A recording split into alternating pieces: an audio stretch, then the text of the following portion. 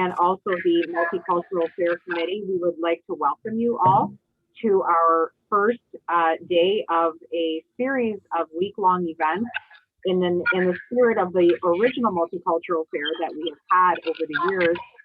Again, because of the pandemic, we have had to reroute ourselves a little bit and create some Zoom programming, but nonetheless, we've worked really hard to bring together a series of presenters, films, exhibits, performances that will be expanding our awareness of global education and raising our cultural awareness as well as students, faculty, staff, and community.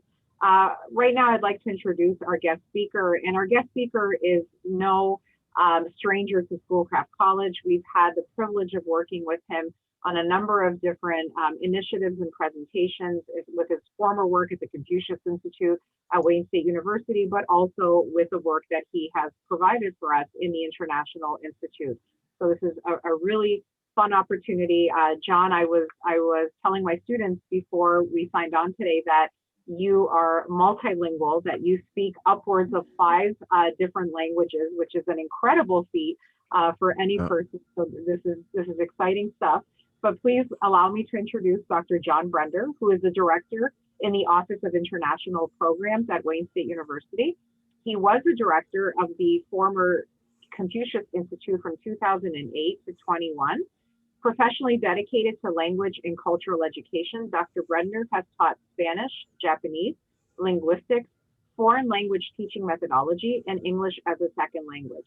He has also presented multiple lectures on cross-cultural communication in China and the US, and his research focuses on international and ethnic student identity at North American universities and American experiences abroad. Dr. Brender holds a PhD in higher adult and lifelong education from Michigan State University, an MA in Romance Linguistics from the University of Michigan, an MA in Community College Administration from Chicago State University, and a BA in Spanish from Polk College. At this point, please join me in welcoming Dr. John Brender.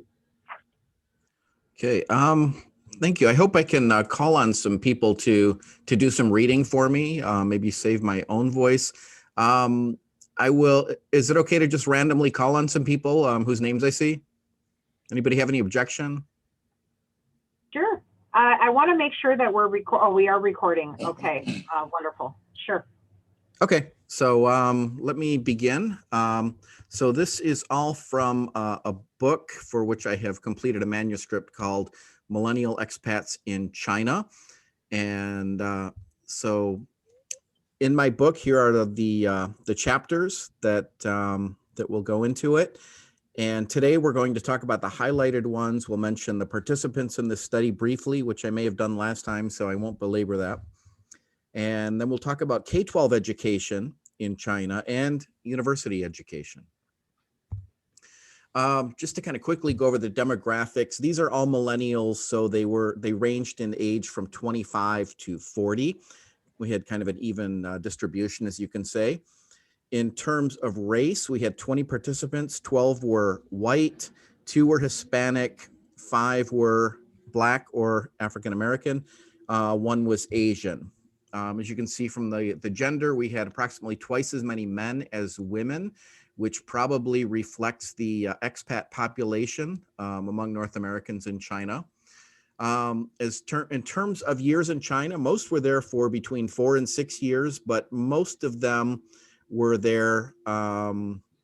We had a few people who were there for about 18 months at the absolute least. So these are people who are relatively familiar with China, some very familiar.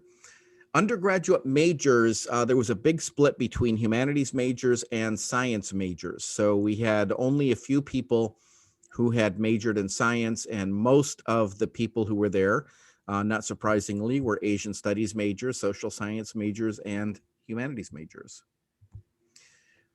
In terms of a self-study or self-reporting, when I asked students to identify themselves on an introvert-extrovert scale, you'll see that they were all over the map. So I feel that although I had only 20 participants, which is not bad for a qualitative study, they were a pretty diverse group, and I felt that I got some good opinions.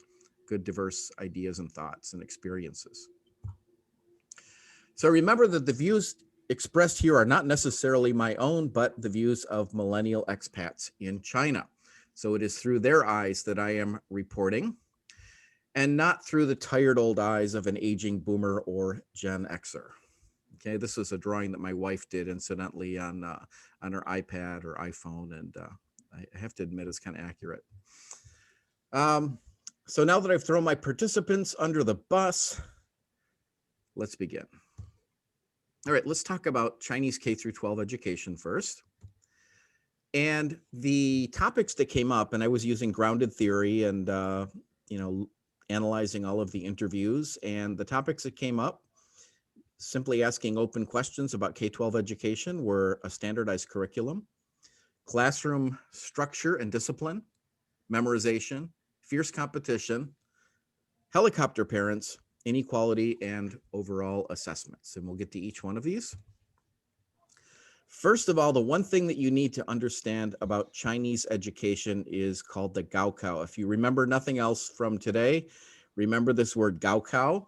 It is the word for the college entrance examination, literally means high test. And this is basically life for students prior to the university and even after.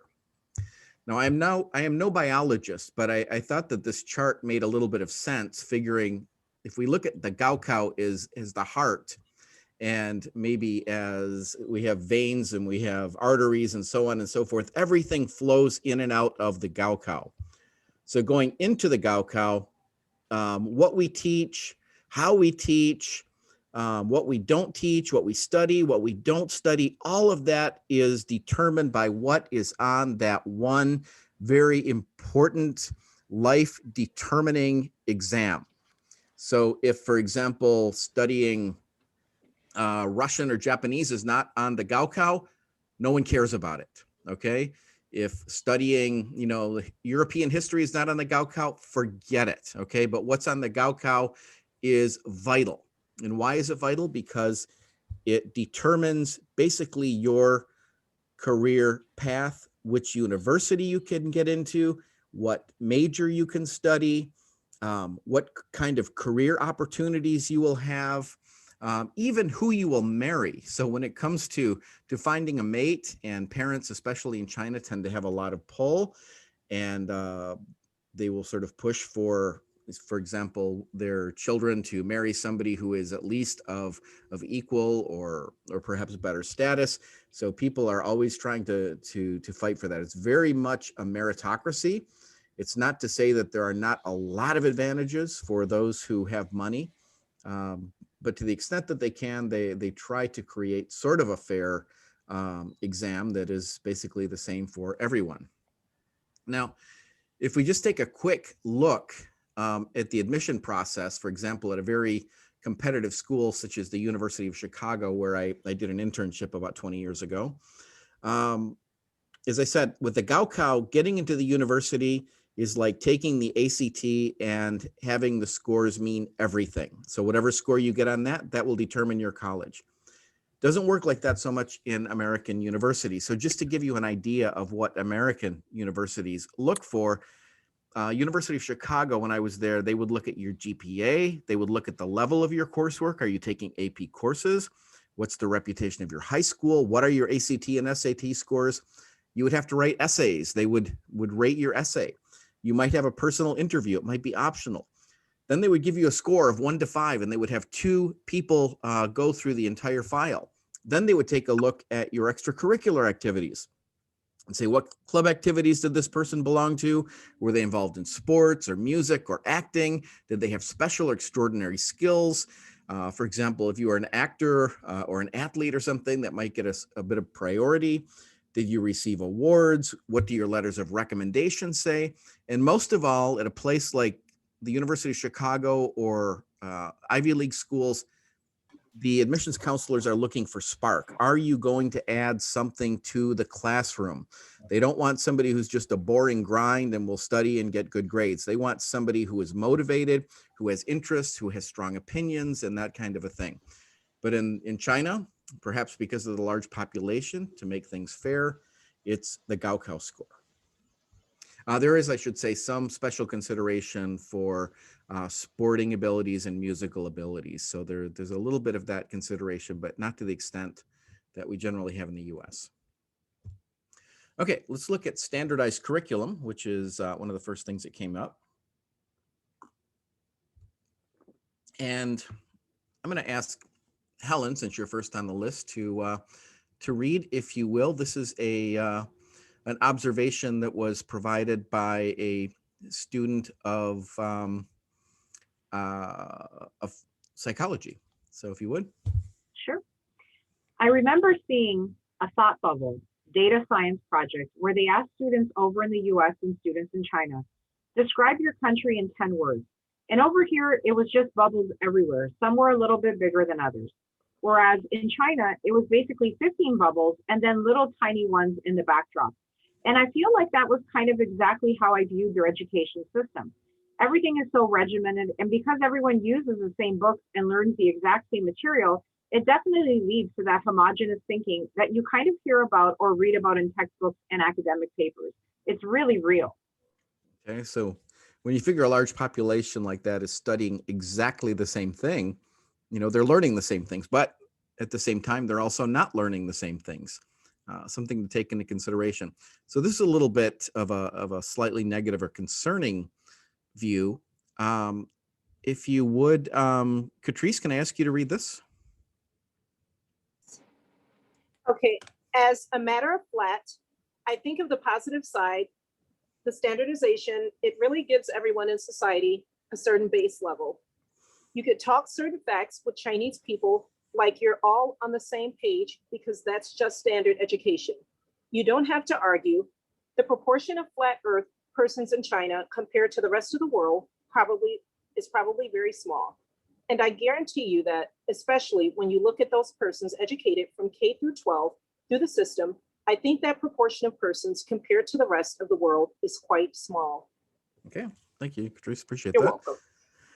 welcome. So one of the observations that he's making, perhaps in light of you know, recent alternative fact developments where people seem to have very different ideas of things. We have very different news outlets. He points out that in China, there's a science-based curriculum and people learn more or less the same thing. So there's not really a huge disagreement about whether or not the coronavirus exists and so on and so forth. So I thought that was interesting. Next, let's look at classroom structure and discipline, which is something that also came up. So if I can ask Andre Morris, would you mind reading? There's maybe something that in authoritarian culture and totalitarian, well, let's call it the authoritarian. It's not just a government that kind of controls things. There's more nuisance. You could say it's not just the government, it's the schools. It's all kind of controlled and managed by the government. The schools are part of that, but also the families now, of the course. If a child disagrees with what a father says or a child says, that child is not going to get killed per se. At least that's the hope, even in China. But it's much more from the government, the politics, and the schools, even the family. There's a tighter control on what people can do and the amount of choices that they have. I'm not saying that that's a good or bad. It's just what it is. Okay, thank you, Andre. So simply, then, by the way, at the top, est inem est enim ist is it is what it is, right? So this particular respondent mentions that, of course, the schools are more tightly controlled, the curriculum, the discipline, because the society is like that. Okay, and another. Let's see, who do we have on the list? Connors, would you mind reading?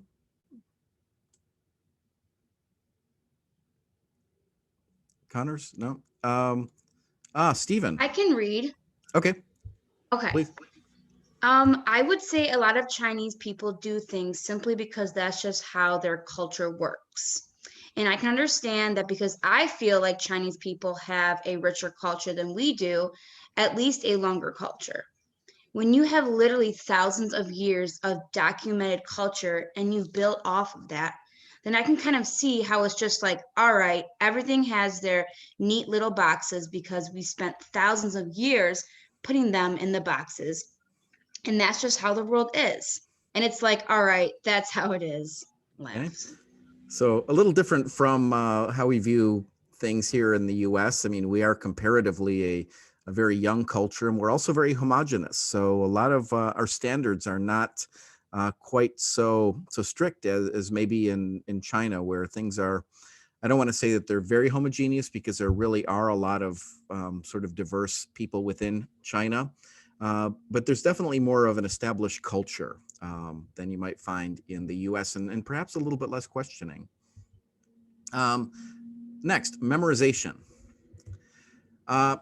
So this is actually the same participant who had been a Chinese philosophy major in Shanghai had this to say. So Stephen Berg, would you mind reading?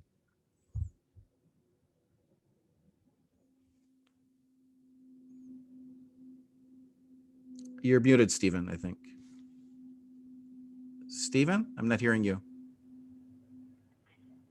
He's having some problems with his audio. If you would like, Okay. John, I can read it. Okay, Yeah, with please go ahead. Chinese, Oh, There never we go. mind. yeah, with Chinese, you pretty much memorize all the characters. You memorize everything and then you're set. So I think that also played into their huge workload. It's just like, all right, memorize all these books, come back, take a test on all these books. Great. All right, here's your new set. It just seemed kind of surreal, but then also kind of like, all right, I commend you for doing that because I couldn't. Laugh. Okay. So definitely a lot of memorization involved. Obviously, with characters, there is a system to it, but nothing I could explain in less than several weeks. But there's also a tendency on memorization and sometimes rote memorization. And this is something, just an observation between the U.S. and China. And I had a student say, it's not like here in the West where people are like, oh, that's just what it is. And they go like, really? Why is it like that? Why can't it be this way? What about this way? And so on and so forth. It's like we have a different way of approaching things. So I have a quote by Ben Franklin that I think typifies the American spirit, which is, it is the first responsibility of every citizen to question authority, right? It's really part of our Constitution, the whole free speech, the democracy, everybody getting a voice and questioning all sorts of things. So in China, I don't want to say that people are robotic, that they accept everything, but there's definitely less of a tendency to respond to every edict with a question. All right. I've often realized that in America, when the boss gives you a job, your first thought is, why? What's this for? Okay. We just tend to question everything almost instinctively as Americans. Whereas with a lot of my Chinese assistants, I would give them something to do and they would just do it. Maybe they had some flack behind the scenes, but for the most part, Chinese will take an order and generally work with it. All right, fierce competition. I like this photo. When I looked at fierce competition and Googled it, came up with this. You can't get better than that for competition. All right, so can I ask Todd to read this? This came from a woman who was teaching kindergarten for a while in Wuhan. Sure. Just my own kids in my training center where I work. I know my kids are probably busier than I am. They have swimming classes, they have math classes, they have tutoring classes, after school programs, they have piano classes. Everyone's kind of just like, oh, my kid needs to be the best. Okay. So there is an incredible amount of competition in China from kindergarten. I mean, even in the US, a lot of people we'll say the race for Harvard begins in preschool, right? And you have to get the kids into this and that. It just might be more prevalent, however, in China for people to really, really emphasize education for their kids, because that Gaokao really is a determiner for the rest of your life. All right, studying. Caitlin, can I ask you to read this? Caitlin Ginger? Yep. Here in China, you live in these apartment buildings. Sometimes when I look out the window, I would see another building, right? And I would just see a bunch of kids through so many windows. Everyone is just sitting at their desks, just studying, writing, something with their pen, reading something, you know? And that's not something that you really see in the States with younger kids. We do tend to have more free time after school, you know, and we have a choice of what we want to do. Okay, so I thought that painted a fairly vivid picture, and this is the best picture I could find online to try to represent that. So, so can you imagine looking out the window and seeing all the kids just dutifully studying, a bunch of 8 and 9-year-old kids? I know it's something that's a little hard to come to my imagination sometimes. Next, helicopter parents, right? We all know about them, the parents who are hovering over everything. They question the teachers. They worry about their kids getting time to do this and time to do that. This next part, this came from a woman about 30 who is teaching kindergarten in Wuhan, and I found the old Jerry Stiller photo from Serenity Now, and I just titled it Fluency Now. Okay. Can I ask Nicole Wilshire to read this?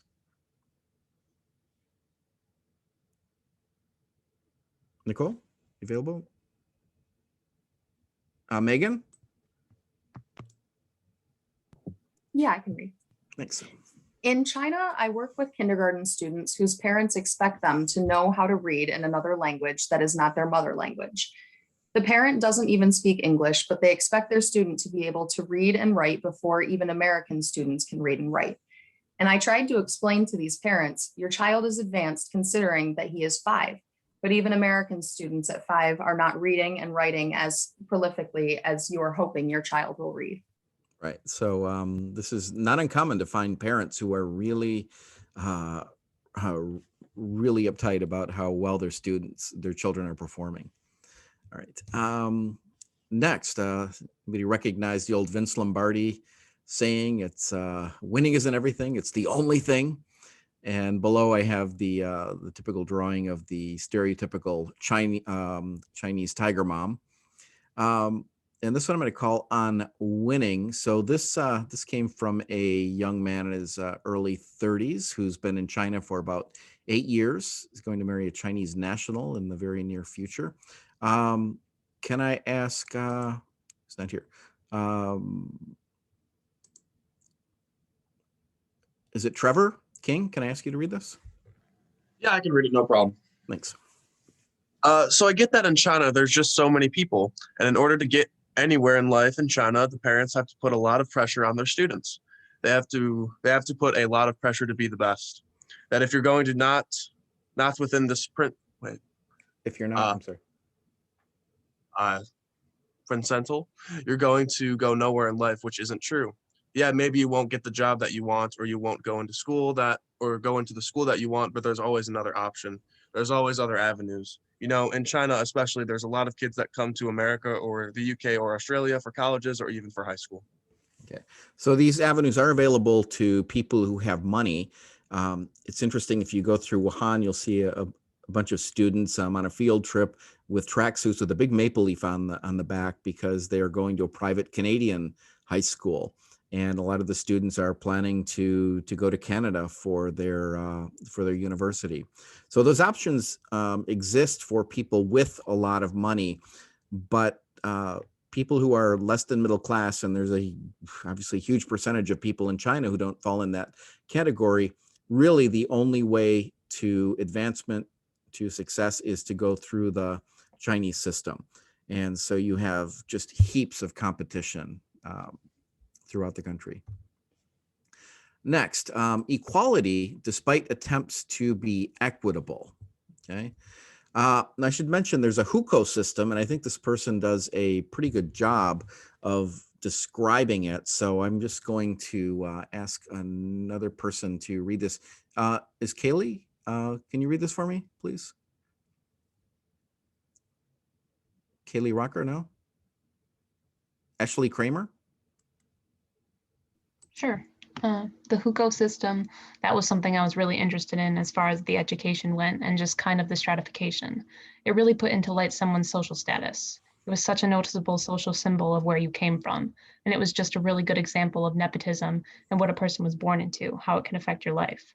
We read about it here, but everyone kind of fights against it. Oh, you know, you're born in the inner city or you're born in Detroit. I mean, you still had the same opportunities as everyone else. People like to kind of perpetuate that sort of myth. Most of us know it does have an effect.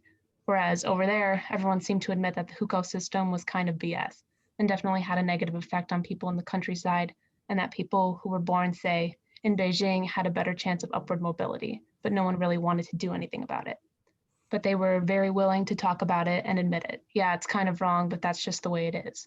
Whereas over here, I think we fight against that. I thought it was kind of interesting. Okay. Thank you. So the Hukou system is basically like having a passport within a country. So if you are born in Beijing or Shanghai, you have more privileges to stay and work in Beijing or Shanghai. But if you live in the countryside in Hubei province, the chances of being able to relocate to Beijing or Shanghai are very limited because they will have it almost works like immigration in the US. You don't just let everybody in. You really have to work at getting signed off by a company or a university to have the privilege of going to these universities. So you really are stratified very much by what you're born into in China. So like I say, imagine a passport limiting you to, you know, residing within Livonia, Michigan for the rest of your life until you're able to get permission to go somewhere else. Okay. Crowded classes. This also came from a kindergarten teacher in Wuhan. So is Kevin Taylor available to read? I am. Thank you. So if you're in a public high school, or you're in a public middle school, or you're in a public kindergarten in China, the volume of kids that the teacher is responsible for is going to be higher in general. The only way to manage that as a teacher is to revert to more lecture style teaching. I teach in a private kindergarten and I still have conversations constantly with teachers about how they feel they have too many kids in their class.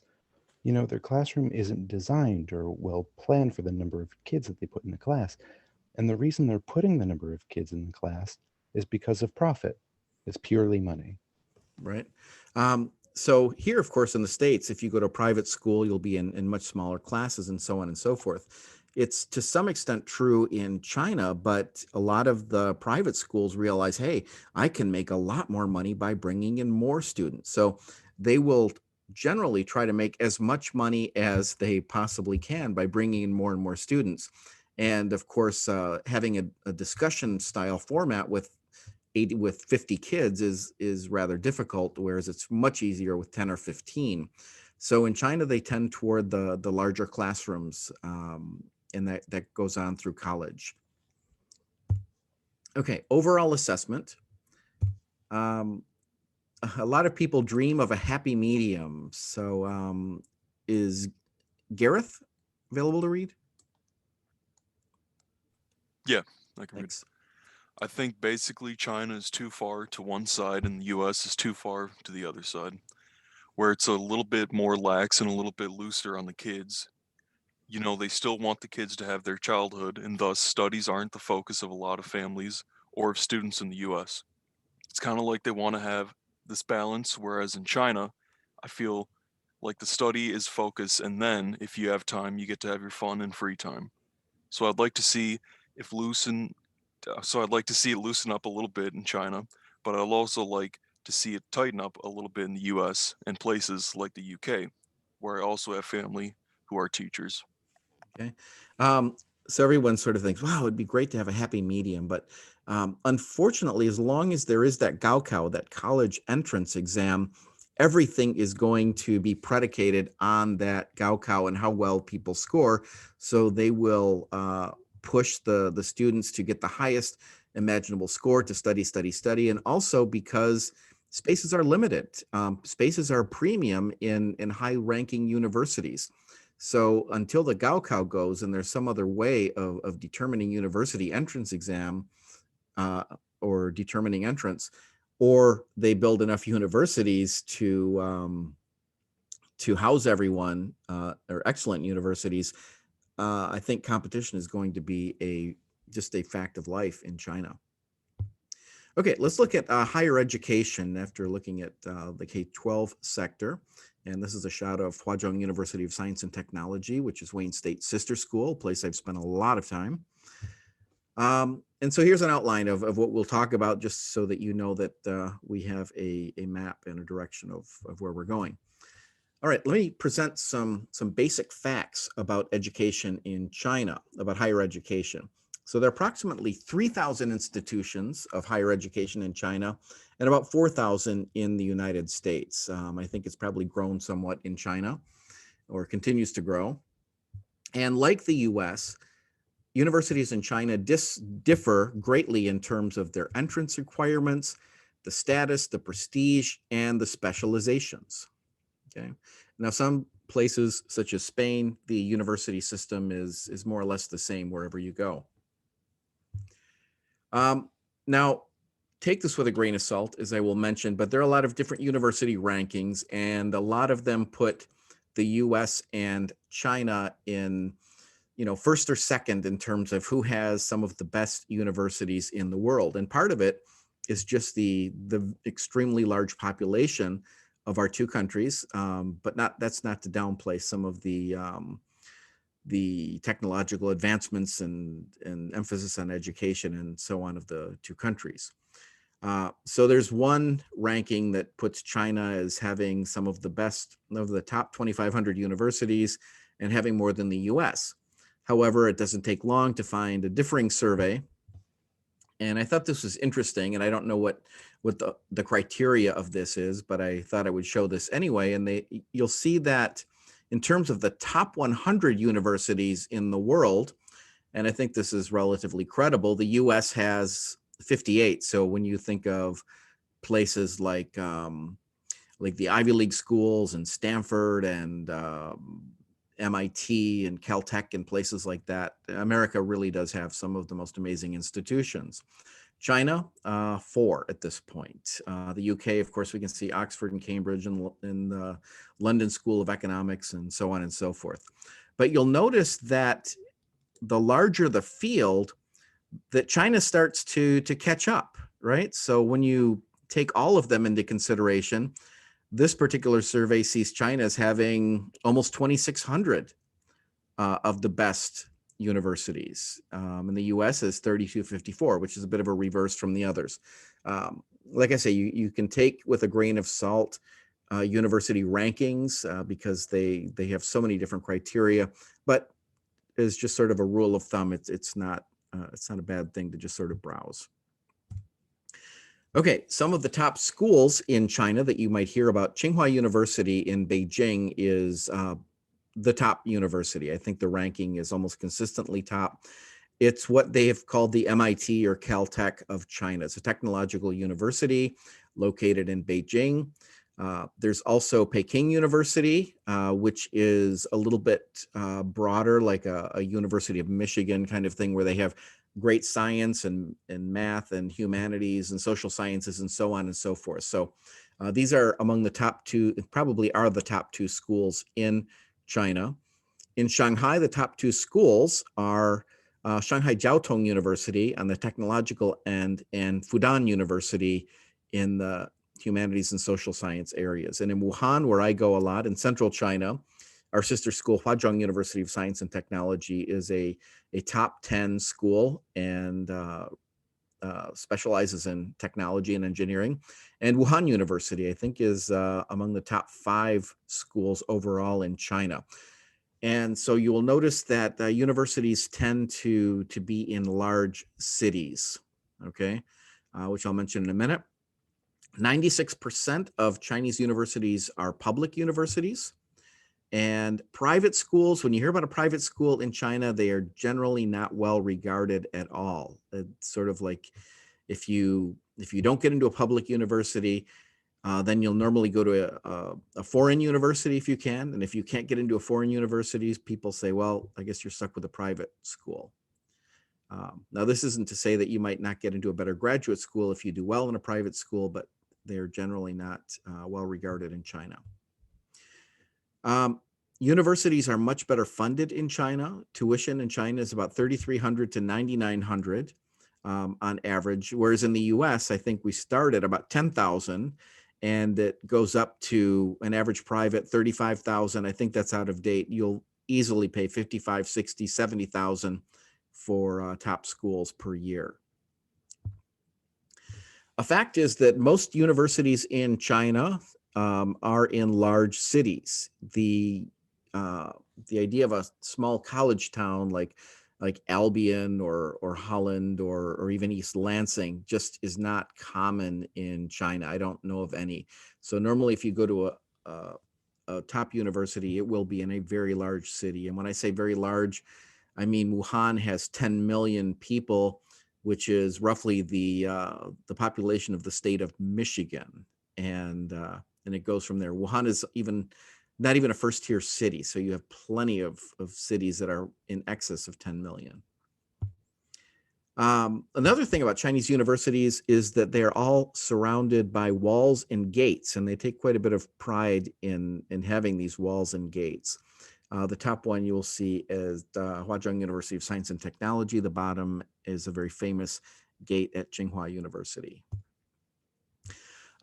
Another fact about Chinese universities is that the government oversees the universities to some extent. Now there's a lot of difference from university to university, but generally there will be a president of a university and a general party secretary. And the general party secretary would report generally back to the prefectural office that everything is going well. And so there's sort of that oversight. How that works in reality can differ quite a bit. Sometimes the president and general party secretary will work hand in hand. Other times they will be in conflict and vie for power. The dynamics change greatly, but when you hear the general party secretary of the university, that person is very, very high ranking. He'll be driven around in a limousine and really, really a VIP.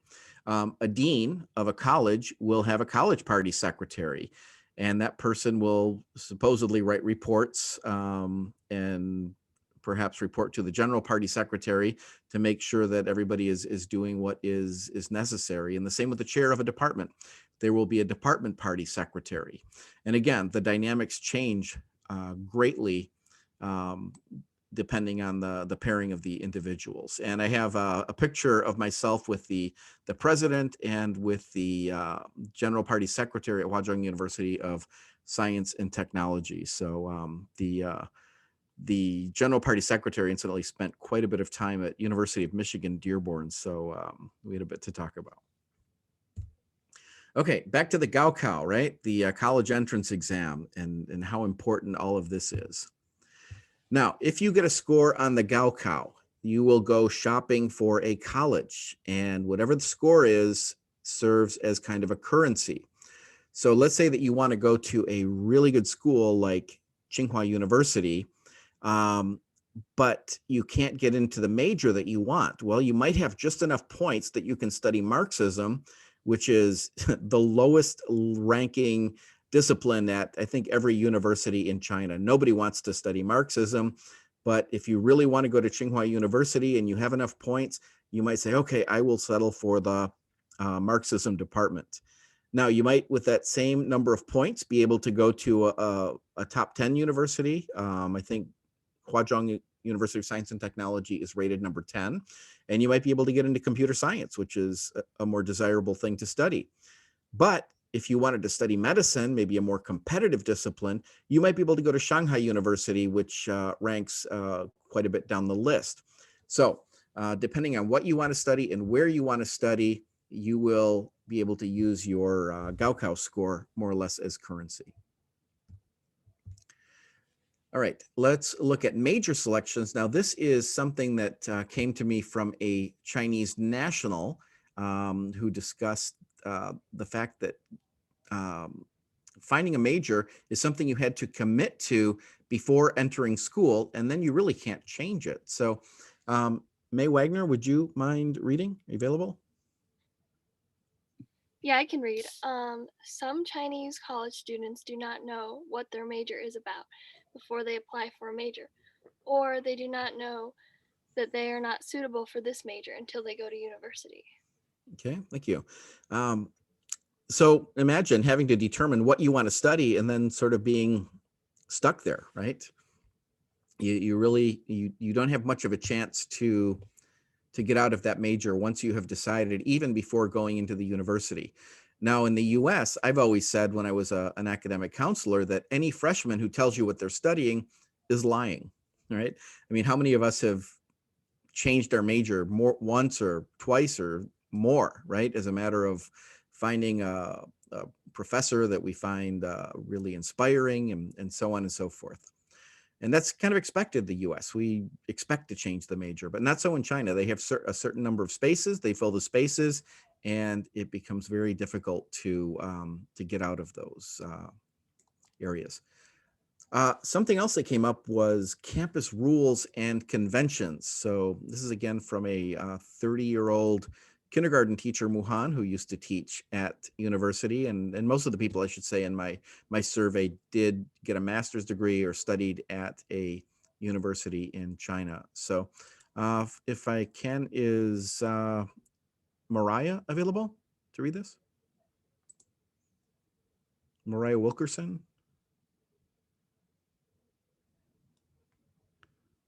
How about Brooke Forster?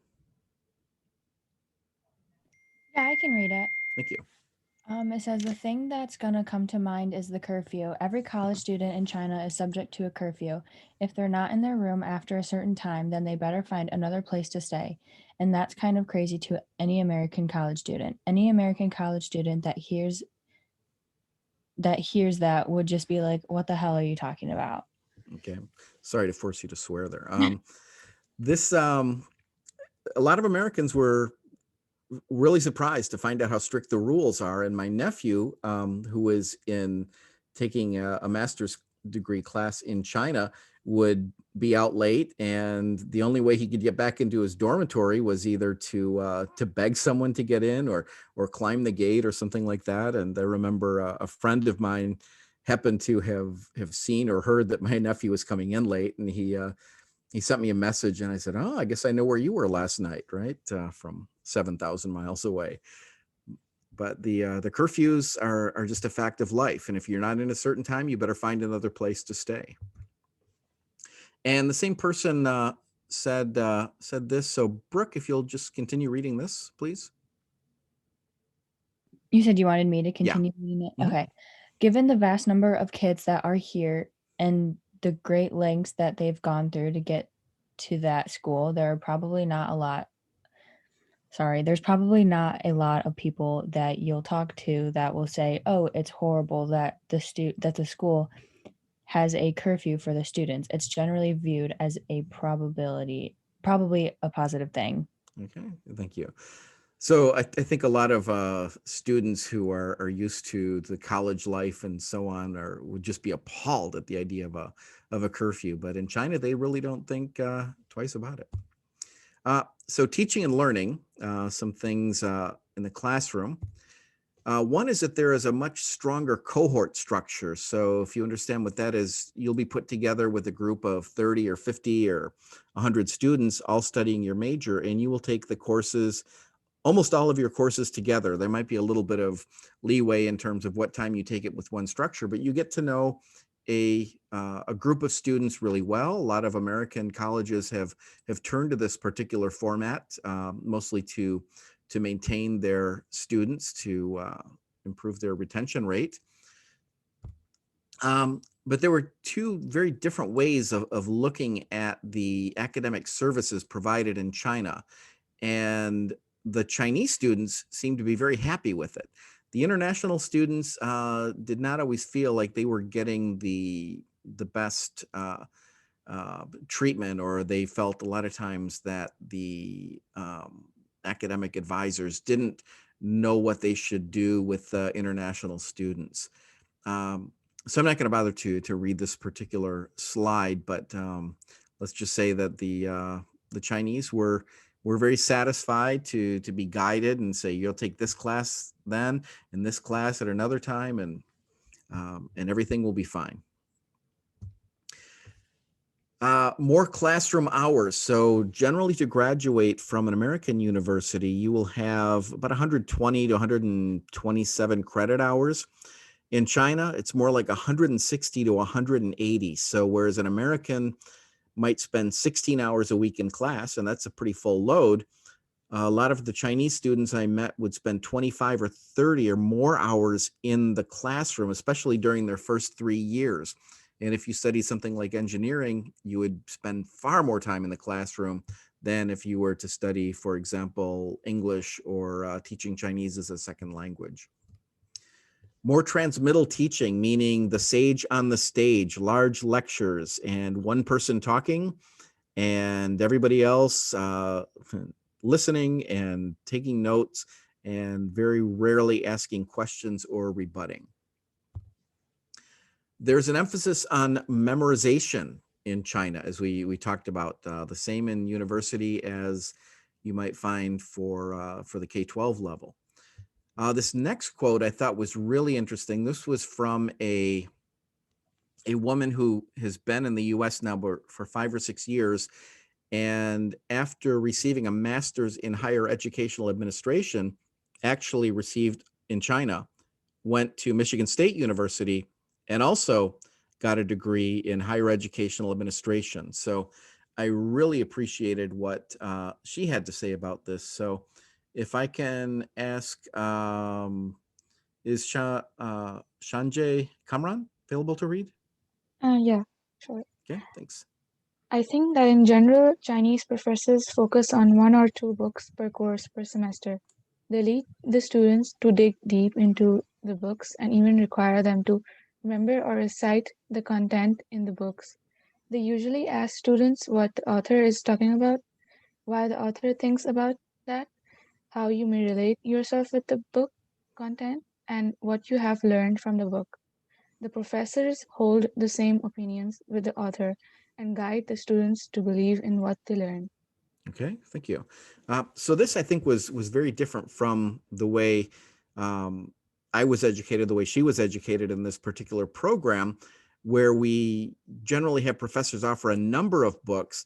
And the important thing is not to memorize what Max Weber says or what Erik Erikson says, but to be familiar with a number of people and to be able to make an argument regardless of which direction or what your point happens to be.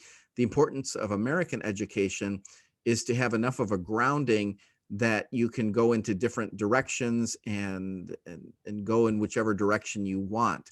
Whereas in China, it's like you need to know Erik Erikson, you need to know Max Weber, you need to know them thoroughly and understand exactly what they're saying, okay? So there's really a difference in terms of how they approach education. Political philosophy requirements. So there is a requirement for students to take classes that have to do with the Communist Party. Now, that being said, I should say that Chinese, I've never met a real communist China, workers of the world unite kind of communist. Most people sort of give it lip service, but they're required to go to the classes and so on. So I need another person to read who is available here. Kevin Taylor? Of course. Chinese university administrators also put a lot of effort on party building education, sharing the party's policies with the students and implementing the government's requirements within the whole school. All right, thank you, Kevin. So there's definitely this push that at least the lip service part of things, although in recent years, since Xi Jinping has taken power, there is a push, there's more censorship. there is a push for ideology, and a lot of professors and teachers who become members of the Chinese Communist Party have to take exams, and they'll have a phone app, and they must get a certain number of points to show that they are familiar with this policy and that. That being said, most of the Chinese professors my age sort of roll their eyes. They will not necessarily complain outright or file complaints or protest, but they'll usually just sort of go along with the status quo. The CCP, the Chinese Communist Party, I would say from my observation, is really not so ideological as it is opportunistic. Being part of the CCP allows you certain access, networking access, job interviews, things of that sort. But in terms of that old Marxist workers of the world unite kind of communism, most people in China are really bent on making money and having a better life. Next, the academic freedom. You'll hear certain things from certain media outlets that make you think that China is like a North Korea, but I would have to disagree with that vehemently, because there really is a lot of leeway to think. People are coming in and out of the country constantly. There are ideas that flow. There may be censorship, but a lot of people have VPNs, and so information is not as blocked as the top tier of government may want it to be. Can I ask someone to read this? Who has not read? Any volunteers? I can do it. Thank you. We couldn't write about it, anything that doesn't fit the CCP's narrative. There's things that are completely off limits, like the Falun Gong in Tibet, and then things where they like to control the narrative, like protesting.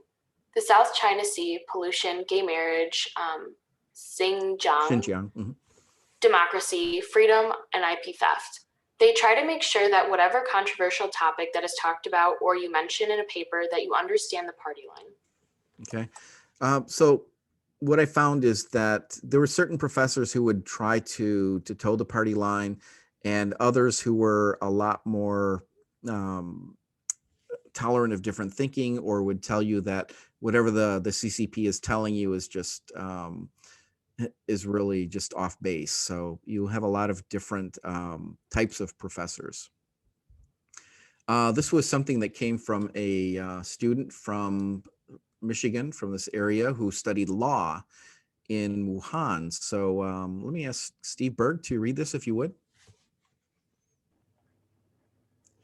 Steve had to sign off. I'm sorry. John, I can read it if All right. you like. Yeah, please. Okay.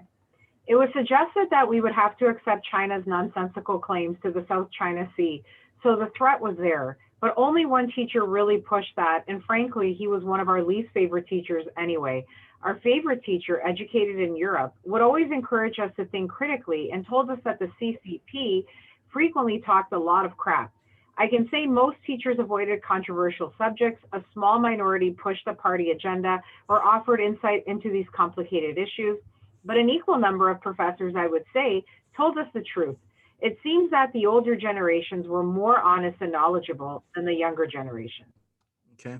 So you have to realize that in China, there is, you do get different viewpoints, and you have professors who are educated in the US, educated in Europe, and so on and so forth. So whatever attempt there is to suppress some of the news or different opinions, it does not just seep in, but I think it's relatively prevalent. And the students that I meet with and that I lecture at Huazhong University of Science and Technology and other places, they are bright cookies.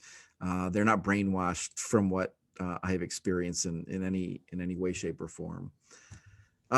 Degree of difficulty. This is one of my favorite comics from the far side. I don't know how he's going to do this puzzle, but so after the entrance exam is over, this is something that a quote from a Chinese student said: the college entrance examination in China is extremely difficult because of the big population.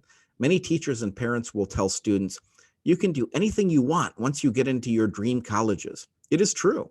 Students have much freedom once they get into the college because neither parents nor professors will push students as before.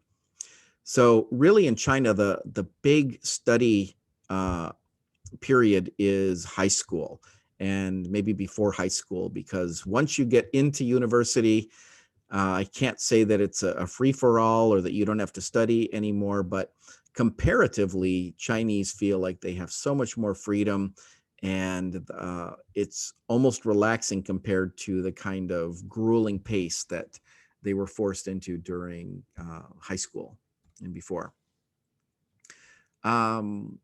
Let's see. Here is another quote regarding the difficulty of universities. And this is from a student athlete from Minnesota who said, from where I was in Nanjing and Jilin both, the university level, it seems more relaxed and not so intense. So they go through all this preparation and then get there, and then it's not as high of a standard as it seems, or it's just different, okay? Next, extracurricular activities, okay? So it's not necessarily like University of Michigan football on the weekends, but there definitely are a lot of club sports, and you can see in the top middle there, I'm with at the International Fair with some of the Peruvian students.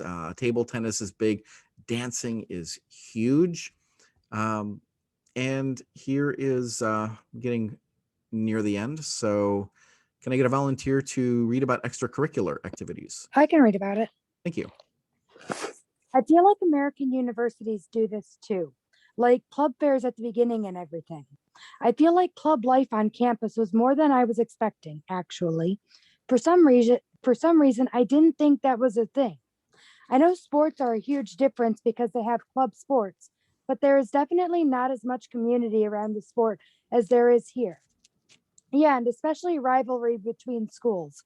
There was none of that, but there's a fair amount of interest. I think more of the clubs, their student life was on similar studies. People would get together and talk about their studies or their reading, but the professional groups and music and the arts were huge, huge. People like dance groups more than here, I would say, an emphasis on the arts. Yeah, that's it. Yeah. I've seen some dance troupes that were just absolutely amazing who've, toured here and there and so on. And they really, really take it seriously. And finally, wholesome. I mentioned in a previous lecture, I don't remember if I gave it to Schoolcraft, about men and women and the fact that they tend to be a little bit delayed in the maturation process sometimes. And so Americans tend to have a big kind of hullabalooing drinking culture in college and in fraternities and sororities and all of that sort of thing. And the Chinese college students are really a lot more wholesome, and that sort of drinking culture and all that type of thing tends to happen a little bit later, oftentimes in their 30s. So if I can ask for a volunteer to, I think this is the final one. Yes, thank you, Megan. All right. The Chinese socializing felt very much like a script that you were following. I went to the Pong Club and I met friends from a rousing game of ping pong. Whereas in the US, it is a lot more, it is just spontaneous. Yeah, I met friends in the US, not necessarily because I share any activities with them at the start. I just kind of met them at a party or something like that and became friends. And the Chinese don't party really. So at least the university students I was around didn't, or their concept of partying was much more like the ice cream social kind of thing. So yeah, wholesome maybe is the term. Yeah, I'm almost struck by how wholesome some of the university students tend to be when I go to China. So that's all I have on the K-12 and university as viewed through the eyes of expat millennials. So I would be glad to take any questions. I have not looked once at my clock, and I apologize if I'm over, but I'm welcome to entertain questions if you tell me what kind of entertainment questions like. Thank you for sharing. Oh, most definitely. I'm happy to field any questions that come through the chat to Dr. Brender, or if anybody would like to unmute themselves. But I would like to begin, John, if I can ask, because you talk about the college entrance exam and how this is a very big culminating point for Chinese students.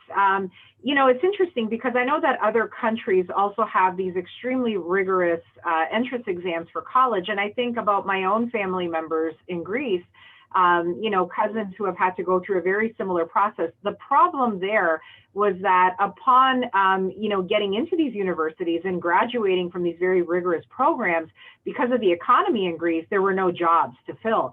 So my question to you is that, you know, what is the employment rate for graduates in China, or are most of them moving beyond the national borders to seek work? It's a great question. I think it's, well, certainly it's not as bad as Greece, but it's a little like the U.S. in the sense that it'll ebb and flow. You know, there's sometimes a dearth of teachers, and so then they try to control that on sort of a national level. If there's a shortage of teachers, they will try to open up more spots in the university. And because the students are not so free to change majors, they have a much better ability to control. Now, you know, as we know, when government tries to control things like that, they're not always right. So they're taking a big gamble.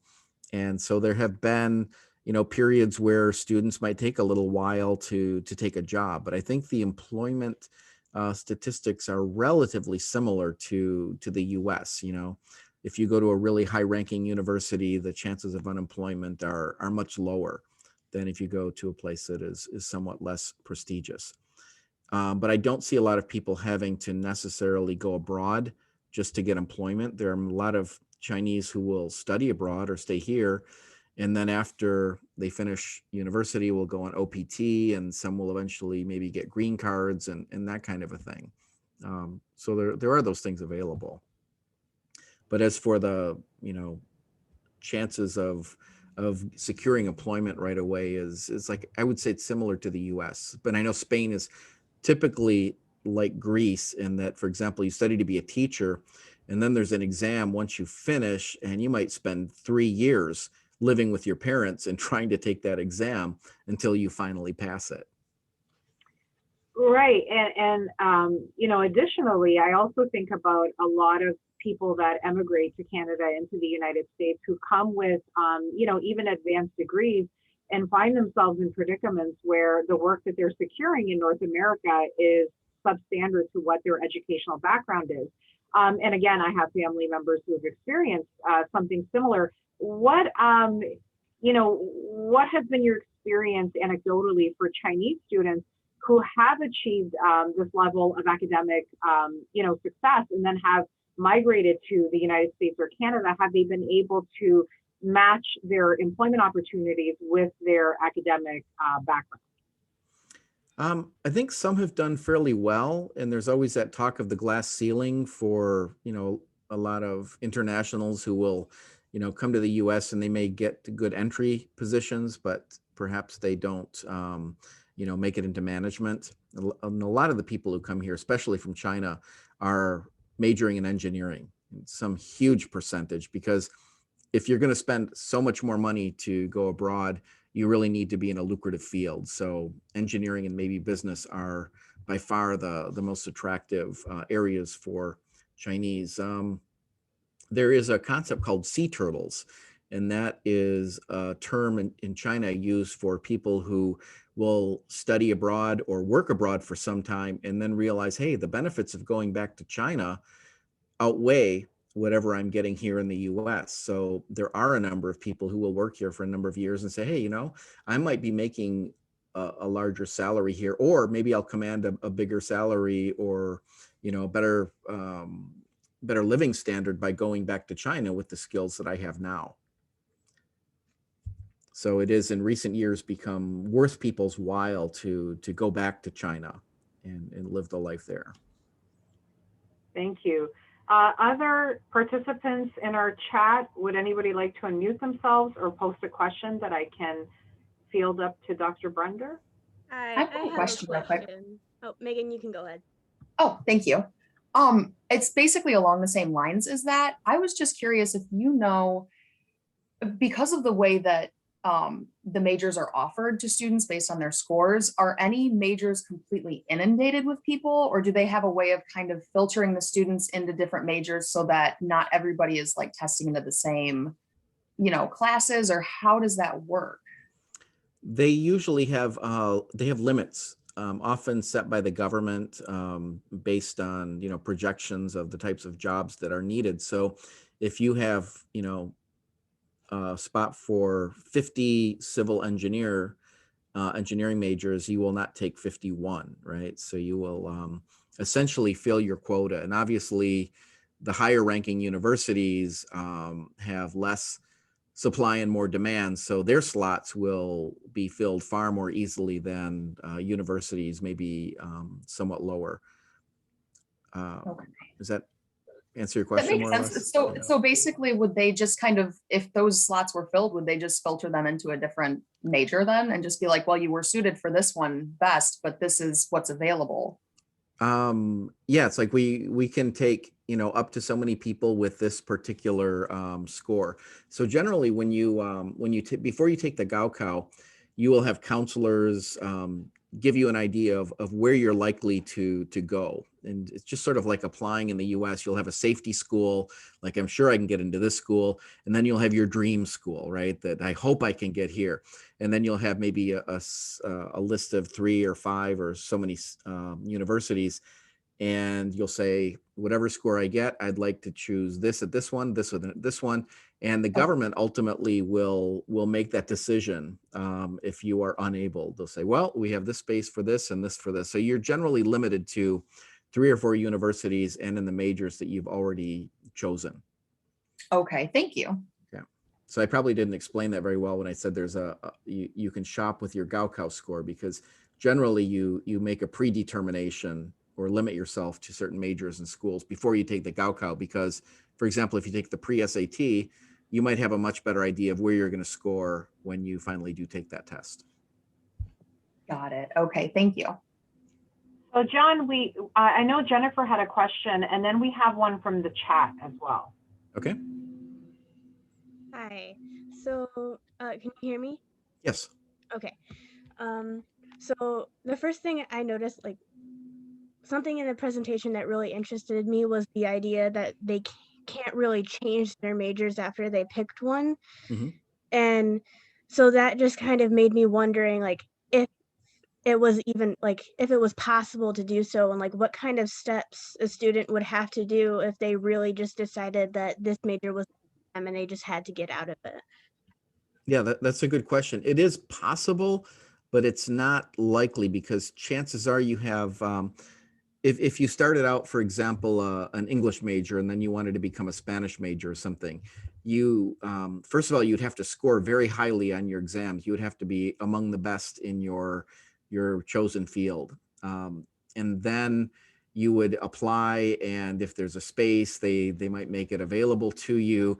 But if you took some courses that did not particularly fit the slots of requirements, you might have to stay a little longer to continue.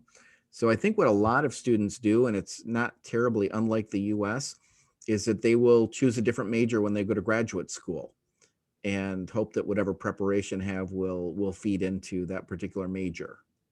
Okay. All right, thank you. Thank you.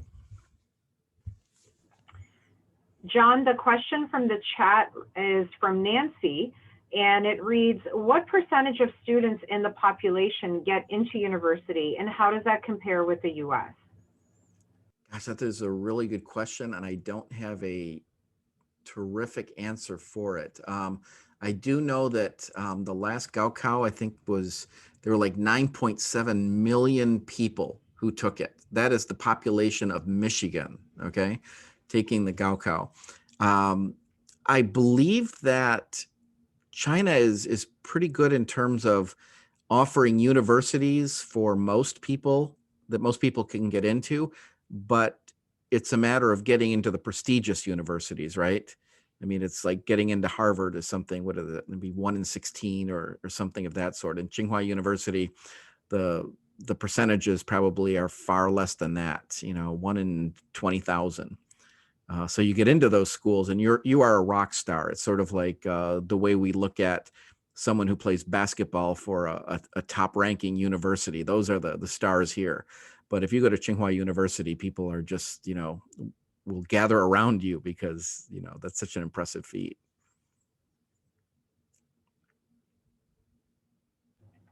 We also got another question in the chat from Mark, and he said, what are the duties of a class monitor who sit in foreign teachers' classes at public universities in mainland China? Who sit in, say the last part? Who sit in foreign teachers' classes at public universities in mainland China? I've heard of this, and so I don't have really great data on this, but I've had, for example, students who would teach college courses, and for example, they brought up a debate topic like gay marriage or something like that, and everything's fine, and all of a sudden he said, I would see a student that I'd never seen before, and they would start, spouting the party line about whatever the topic happened to be.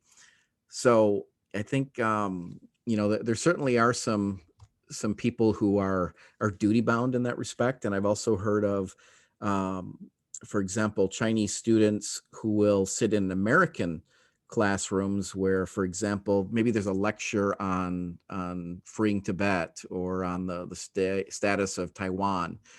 And there are instances where they've been known to, for example, photograph the people who happen to be at these lectures and then report them, for example, to the people at the local Chinese consulate.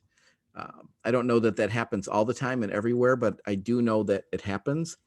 And, I don't know that necessarily somebody is sent to monitor a particular foreign teacher, but I think if they start to hear rumors, somebody will magically appear.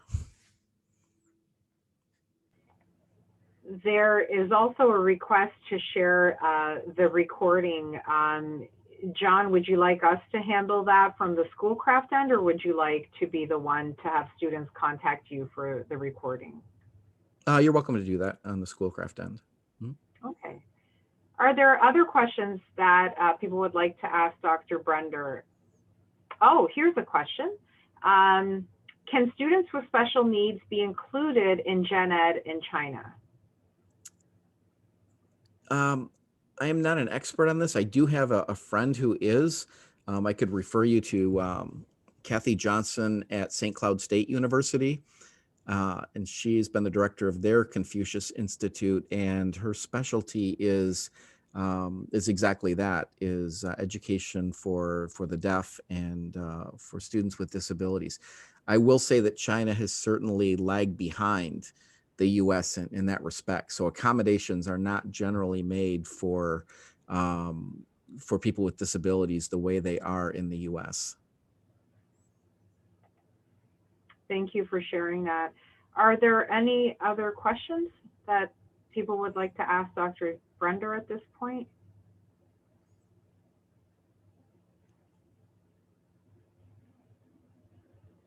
Okay, we're getting some thank you messages posted in the chat.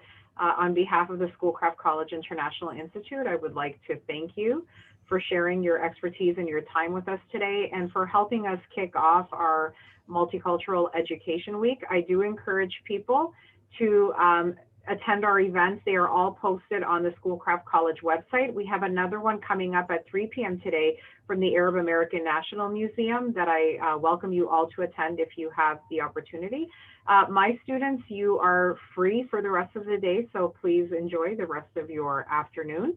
And if any of my students have questions, please feel free to email me. And thank you again, Dr. Brender, for your time. Okay, thanks so much. Thanks to everybody.